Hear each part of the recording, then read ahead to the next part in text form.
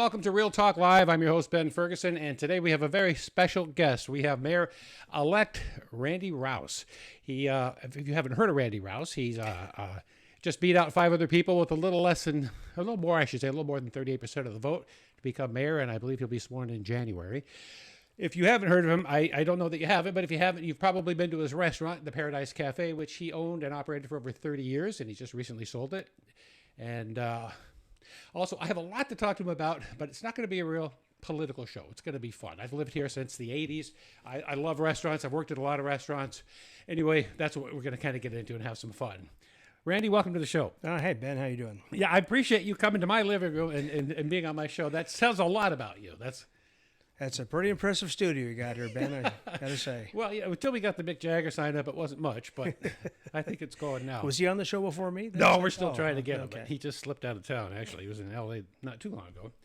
So the Paradise Cafe, I was thinking yesterday, the Paradise Cafe, next to Joe's, is probably the most popular restaurant ever in Santa Barbara.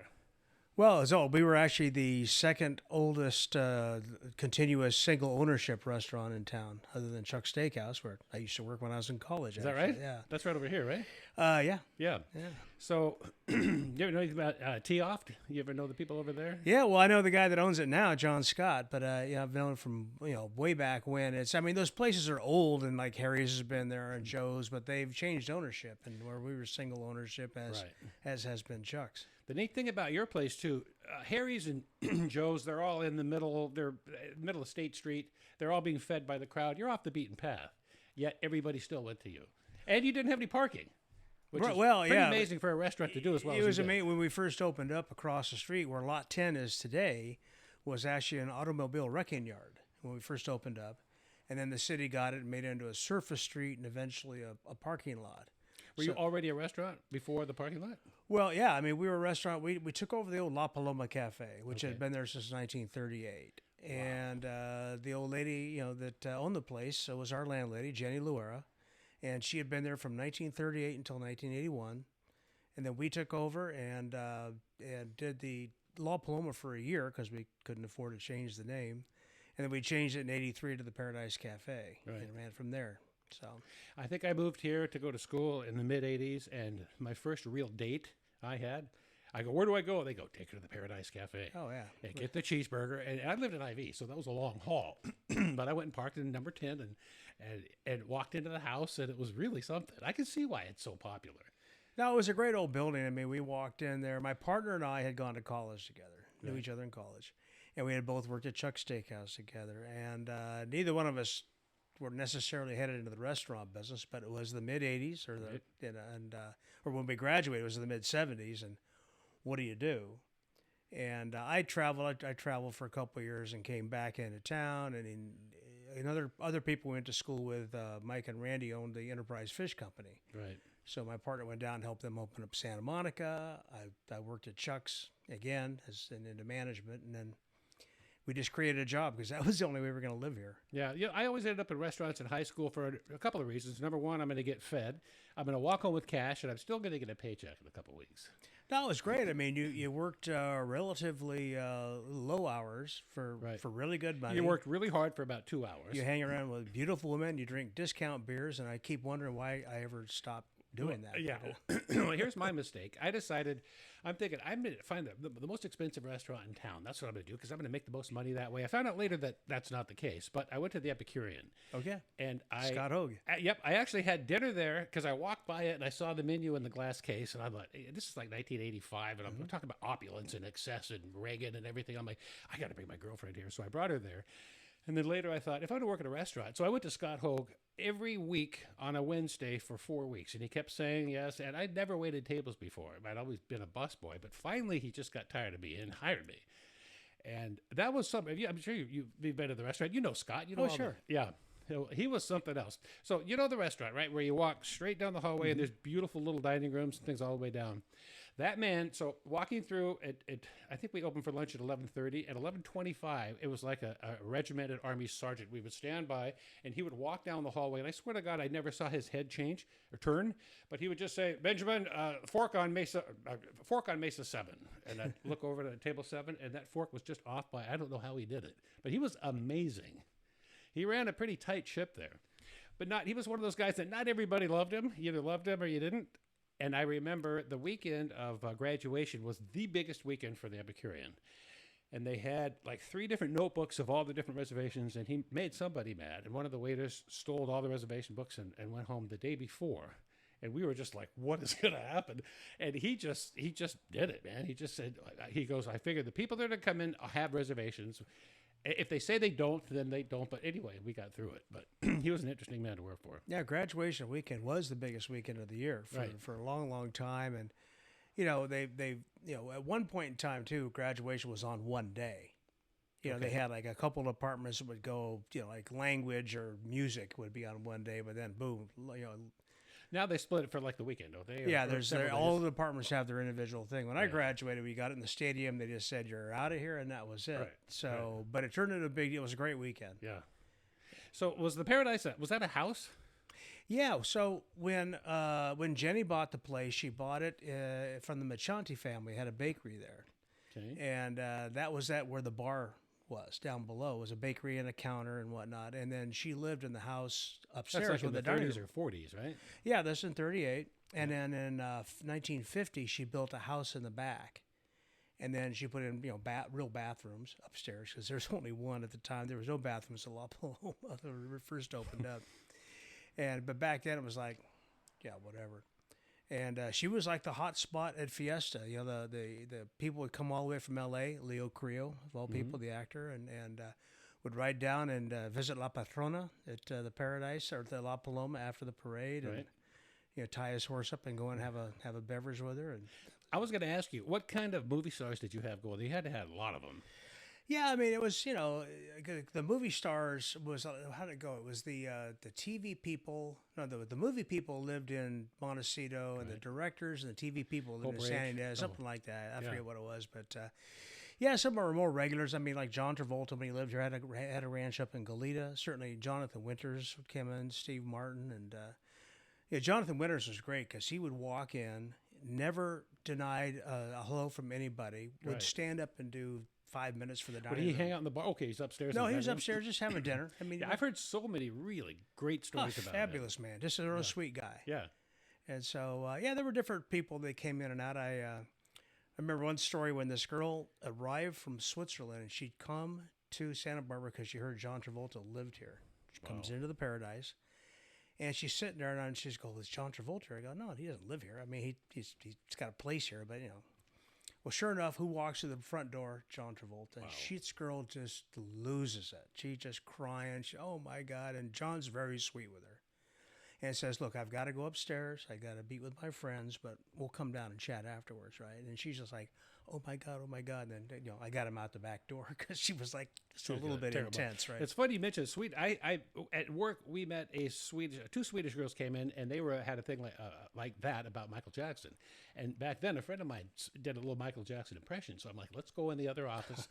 And we said, this man's father runs the grounds. And so we pretended and got on the phone with him and watched him jump up and down. So at least they went back home knowing they talked to Michael Jackson before he passed away. Speaking of Michael Jackson, one time, did he ever come in to your place? Not that I'm aware of, no. Yeah.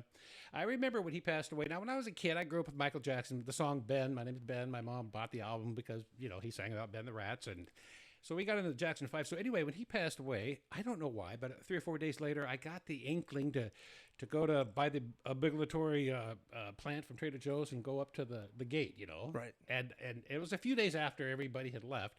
So I went up there, and I started feeling emotional. You kind of get into it, and I saw all the plants, and it was kind of sad. And I parked, and I went over, and I put the plant down, and I just kind of sat there and watched. And all of a sudden, this black car pulled up behind the gate, and this man came out, and I didn't know if he was Jermaine Jackson. He was somebody, and he looks at me, and at least I think he's looking at me, and he goes like that, and I'm like, and he goes, And I'm like, what? And then right then I hear, hey, man, move out of the way. And the guy behind me, the gardener's behind me in an electric cart trying to get around me to go in. But just for a second, I thought I was going to have lunch with Jermaine. That's my Michael Jackson story. Well, it was a Mother's Day one time, and the patio was just packed for brunch. And all of a sudden, all these Harleys ride up. I'm thinking, oh, man, what's this going to be? Right. And these guys ride up, and I noticed the Harleys are all brand new, and they're all wearing thousands of dollars in leather. Well, it's Billy Idol. And Really? so Billy had a motorcycle thing, I guess. He brings his crew in there. So here's Billy Idol, and all the moms are in there kind of going, "Oh my God, this!" I bet. and he was really sweet. Went around and did those pose with everybody. He comes to Chumash. Every time he comes there, I go see him. And I just saw him last year in Las Vegas. And he what a show, man. I don't know how old he is, but he still rips his shirt off. And he kind of folds up, but he doesn't care. He's Billy Idol. And nobody else does either. I mean, the guy's great. That's one guy. Speaking of shows, I went to see a show yesterday, 2 nights ago, Sammy Hagar. Mm-hmm. And on the way back, I'm on the airplane. You know the book, The Secret? Uh-huh. So I'm starting to understand it all, right? And I'm reading it, and I'm reading about you on the airplane. I figure, well, a good shot of Randy Rowse might show up tomorrow. So I read as much as I can, and I'm fully engulfed in thinking, what kind of show can I do? And I'm walking, and this, honest to God, happened. And I'm walking out of the airport, or a little airport, right? And I go down the escalator, and I walk out, and you know how, like, I remember when I used to buy cars, I'd buy an old silver Honda Accord. In the next 2 months, that's all I would see was Honda Accords. I'm like, that's just weird. It's kind of the same idea as The Secret. I go going down the stairs, thinking about what I'm going to do with you or what I'm going to talk about. And I walk out, and as soon as I get outside, I look to the right, and I see a mural, and I see your name, Randy Rowse. So when you walk out of the airport and you look to the right, you will see ceramic tile. You know what I'm talking about? Yeah. And it has your name on it. And I focused right at your name, and I'm like, this thing works. I mean, it's just that is amazing. I've been on city council for about 5 minutes when they dedicated the building. Is that right? I never knew that. I never knew that existed. And all of a sudden, I'm thinking about you, and I look at your name, and I'm like, holy crap! I'm in the middle of this. Something big's going to happen. So right when they opened up the airport, my buddy that owned the beach side was trying to fly somewhere, and I get this call from about 8:00 at night, and he goes, "Your airport's broken." I go, "What do you mean my airport's broken?" He goes, "I saw your name on it, and all the power's out." Uh-oh. So I literally called Karen Ramsdell, the airport director, and she goes, "Oh yeah, we have the electrician going down there." I go, some guy named Earl is going to go fix the airport." It's like, plug it in, and sure enough, I got it going again. But she answered the phone, she got the guy going, and my buddy got to fly out because Earl showed up. You remember the beachside? You remember when it was Scotch and Sirloin? Yep. Remember the story when the owner got the helicopter and he misread the landing and poof, crashed right in the ocean? That was sad. Yeah. He had a Scotch Sirloin in Ventura, and then there's one up here as well. He would land between where the freeway is and the front of the beach. Remember that little patch of land? Yeah. Yeah, that was cool. That was back in my day. That's back when I lived in Isla Vista. So a question for you. We had a gentleman by Rod Latham a long time ago. I don't know if you've heard of him. Yep. So he's coming on next week, and he has told me a story. He used to work at the Big Yellow House. And he has told me some stories about, we had a couple of shows about paranormal activity, and he speaks of the entity that lived there, and he named him Sergio or something like that. But he told him, this guy would play tricks, and he would see him. And other houses, like old restaurant houses, like Chad's, the old Victoria building. Yep. I've heard things about that. Anything at the Paradise? Well, not that I'm aware of. However, I had this old busboy named Leo, and after the patrona died, years after that, Leo swears that he saw her in one of the back rooms. And it just totally freaked him out. So he wouldn't work at night anime because he didn't want to see Leo La wanted Patrona. some nights off, yeah. So who was the lady? I'm sorry. Jenny Luera. Oh, okay. She was the original. It was, she's the one that she'd worked every day for all those years, and even though she bought condos and things for all her daughters and, did well. Right. She was the one that went in and started the beans every morning at 4:00, and you had the big tripe laid out on the butcher block. I love Menudo, but if you're watching being made, you're kind of gone. Yeah, you know what? I'm good. The Stones album, Goat's Head Soup, that's as close as I get to Menudo. Yeah. But anyway, so I have had some situations myself where I've had some telepathic messages sent to me, and they're real. And I mentioned before when I was a kid, I was in high school, and I was in bed, and this said, go upstairs quickly to your old room and go right now. And I blew it off, and it said, go right now. I'm not kidding. And so I went upstairs, and I opened the door, and my brother's home from the Army, and he was out at some party, but he had lit a candle, and it was all the way down, and it was just about to light the room on fire. So I blew it out, and I'll never forget that. So then I knew there's something going on. Have you ever experienced anything Like that? Outside of right now, no, not really, Ben. Well, this is wonderful. It's all happening for you. So I have a little game I wanted to play. I had a show called Dude, You're Making a Scene. It's a show where contestants come on. There's 4 actors, and we supply 2 props, and they have to write 2 scenes. Anyway, these are the shirts. These are the prizes that you're playing for. Now, you have a T-shirt and you have a hoodie. It's really all up to you and your knowledge of restaurants from the 70s and 80s. Oh, my. If you're willing to play. Okay. Now, it's going to be like this. I'm going to say McDonald's, Jack in the Box, and Wendell's, right? Well, we know Wendell's isn't the right one, so you'd say Wendell's. I mean, simple enough, right? Okay. All right. That's the last one.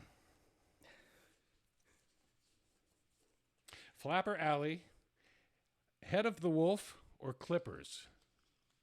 Oh, the Yankee Clipper. No, you're gonna name which was not a restaurant in town. Clippers, here. yeah. You're right. Clippers, Yeah. good. All right. There was a Yankee Clipper, though. Okay. A long time ago. The Green Onion, Flapper Alley, or Little Audrey's? Green Onion. Nice. Now they get harder. The Paradise Cafe, Left at Albuquerque's, or H.P. Dimples? H.P. Dimples.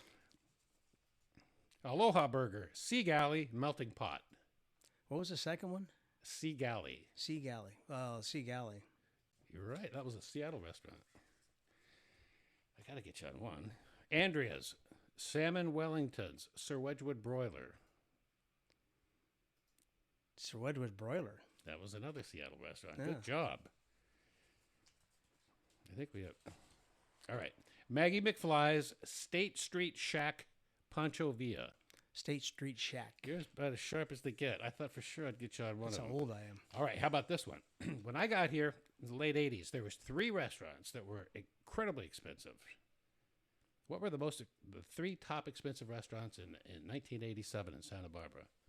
Probably the Talk of the Town. Oh, I missed that one, but that's okay. Let's see, 1987, you would have had probably the Wine Cask, and you would have had El Encanto. Okay, I missed all 3 of those. This isn't fact. This is something that I just cooked up. So Okay. I'm sure you're fine. Oh, yeah, that's, I mean. What I put was Michael's Waterside, Michael's Waterside, right? Norbert's, Okay. and Epicurean. Okay. That was just my thought. All right. All right. Now what's the world's first restaurant? I ran across this when I was thinking if you got them all right, you need one to win the Let's see, I used to watch the Flintstones. I must know which one that is. This was back in France in 1765, and it served sheep's feet with white sauce. So anyway, you're a winner. Oh, I did. Oh, You get both. You get the shirt dog. and the Well, hoodie. That's right. You can and parade around your no hoodie. laundry for the next week. This is great. All right, so now we how much time do we have? 10 minutes. Okay, so I have, it's not every day that you get the mayor in your living room, and I thought, no, I'm not Well, going you still don't have the mayor in your living room, but Right. And I don't want to get political, but I kind of want to run a couple things by you, okay? I love this city. I love State Street. I absolutely, and you mentioned you take a walk almost every day and check with the merchants, and that's awesome. I mean, you know the people. I love it too. I'd walk, that's what, a thing that I would do my day off. I would go down there, walk up and down from the very bottom to the very top. So, and I was thinking, you see, 10 years ago, the building started becoming vacant, and it's like, So here's my thought, and I'm just going to throw this at you. You don't have to use it, but you can if you want. So I'm thinking of, in Beverly Hills, Rodeo Drive, how it's kind of like the Paseo Nuevo, they kind of modeled that after.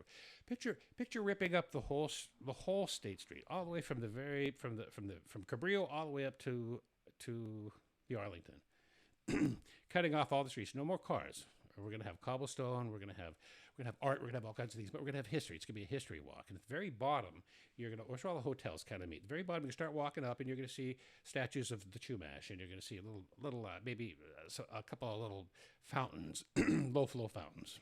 Something nice. And so as you're walking up, you're going to read a plaque or two, and you're going to learn about the Chumash. Then you get a couple more blocks, say Coda, you're going to see the De La Guerra family, and you'll see maybe a couple of statues, and you'll see some more fountains, and then you'll get to the Cabrillo family. By the time you're at the Arlington, you will have gone 171 years of history, and you'll know all about Santa Barbara. I thought that would be so cool. Just an idea. Okay. And I know some people that have restaurants down there in the closed area, and some that don't. And can you just see? I think it would be world renowned if that was just, you beautified the whole street. Well, you just have to figure out how to get people up there. I mean, the big fear of when we did the Paseo or the Las Entradas, when Right. that got completed, was that people would come to town and think, well, State Street or Santa Barbara ends at the freeway. It doesn't come north of the freeway. Right. And a big challenge for the downtown has always been getting people to come up under. That's why we want to improve the underpass and make it, nice, make it light, music, art, whatever it takes in there to get people to walk up under there and get into the downtown. So the people down stay along Cabrillo, the boulevard, to Right. walk So down because that's where everybody goes to the pier. there. Right. 100% of the people that come here Right. go to the pier at some point. in And time. everybody's getting electric bikes now, so things are changing in that fact. And yeah, the electric bike. There's just a lot of ways to get around. Right. But then there's also the day-to-day stuff. So it still helps if people can get up under the freeway and then turn either left on Gutierrez or right on Haley to get up into the rest of town. Right. Right. Because otherwise you have Garden Street and you have Castillo. And if you've ever gone anywhere close to the beginning or the end of the day, those are impossible. So it's good to have that other route going in. Yeah, this is in Benville. This is where in my head. I could, it's Right Benville. where those voices are too. Right? I don't hear telepathically. They saved my house from being burned down, so whatever they were. But yeah, in Benville, I'm the mayor too, so I understand. I mean, I've had a little more experience, just to be quite honest. But anyway, the beautifying State Street, and the other thought I had. Now listen to this. So my dream in life is to be a talk show host, right? I just love it. Johnny Carson, David Letterman. I love it. I mean, I love it. And so here's my thought. You know the center stage downtown? Mm-hmm. Okay, so my guess is it's vacant in the morning. So it's from 8 to 11, right? So I'm thinking, why don't I do this? Why don't I somehow get a show, get a Letterman outfit, a couch and a desk, give a bunch of tickets, do Monday through Friday, a bunch of tickets to all the hotels, and just say, hey, you're welcome to go to a live version of Santa Barbara Today or whatever. And what we do on that show is we have all the, like if somebody's playing, like I saw a comedian act the other day, or not the other day, it was a while back, of John Lovett. There's very few people in the crowd, and I thought, nobody knows about this. So anyway, that show, you talk about the different, you have the ballerina from State Street Ballet who's going to talk about, tonight and every other. And anyway, a couple restaurants, you might have a chef over and talk about the restaurant, what they're making tonight and all that. And then you pump the show live into all the different hotels. Because I just went to, like I said, I went to Vegas and I flipped the TV on. You kind of want to see what's going on. Right. And I don't know. I just thought it would be so cool. Oh, it would be cool. I mean, like you said, that space probably is available. I don't know. I think it's Pacific Capital Partners that has that whole space now and what they're doing with it. But the thing is, the Center Stage Theater was a part of the mitigation to build that center. We wanted to have a live performing venue in there, so it's up there. I've seen a lot of stuff up there. Yeah, it's a beautiful place. And if you just I'm not talking about filling the whole place up, 5 rows of people, give out 50 tickets. And if I'm coming from Chicago and I'm visiting and I have hey, I'll go to a live performance tomorrow. I think it would be cool. Yeah. And I would sell tickets. At least I think I would. Anyway, so you have, when do you check in to office? January? January 11th is the actual swearing-in day. Yeah. So. And I've read enough about you that I like you. You're not affiliated with either party. You are who you are. You're Randy Rowse, a little off center or wherever. But just 2 shows ago, I think somebody asked me, and I said, "Look, I'm not Democrat. I'm not Republican. I pick and choose. I am who I am. It's what I believe in." And they mentioned something about you're not the most. What was it? What's that? Woke? No, the what were we just talking about? Elon Musk. Oh, union. The unions. Yeah, you're not a big union fan. No, I'm fine with unions. I just don't like to mix the union. I mean, with the public employee unions, I got backed by 2 of them, the firefighters and the police, but I said I'm not going to take any money because I don't believe there should be that either the appearance of a quid pro quo. Right. And they didn't like that a couple of years ago when I did it in my other campaigns, but they've come around, and I think, Well, I guess I don't know enough about unions. When I think of unions, I think, it's to protect the 8-year-old that they're making work 18 hours in the coal mines. We don't necessarily need that anymore. Well, no, I mean, there's so many labor as an employer. Trust me, there's layers and layers of statutory protections now. So they are necessary in some levels. Yeah, I mean, I think when it comes to large things like the manufacturing industries that were in the Midwest or whatever, had the collective voices, but it really has become institutionalized, or I should say, taken care of in those other regulatory levels that, most of those protections aren't needed anymore. Right. As long as there's regulatory levels and there's rules in place, then you don't necessarily. It's more about wage, collective bargaining, that kind of thing. Gotcha. I get you. Hourglass. Do you remember the Hourglass? The hot tub place, yeah, back in the day. What street was that on? That was on Coda, I think. I remember going there. Just you just sometimes you go there after a party or something. There's 3 different Hourglass, 3 different hot tubs. But that I'm trying to. I'm gonna drive down there and try to find it. Do you ever end up over there? You had to have it. Well, not that I want to talk about on air. No, but I think you've already won. I mean, you're going to be mayor regardless if you were in the hot tub or not. This is the kind of thing I can see them taking off with now. I got you. Yeah, yeah. Forget about. No, that. it was popular back in the day. I have to say, I read about people going there. There was another place up here in Upper Strait called Raging Waters, up there, right where there was. Oh gosh, where the Mercado del Norte was and all that, there was another hot tub place like that. Really, yeah. long time ago? Was that before? Yeah, and that was so. 70s. It's actually after the Hourglass. It was newer than the Hourglass, but it was that.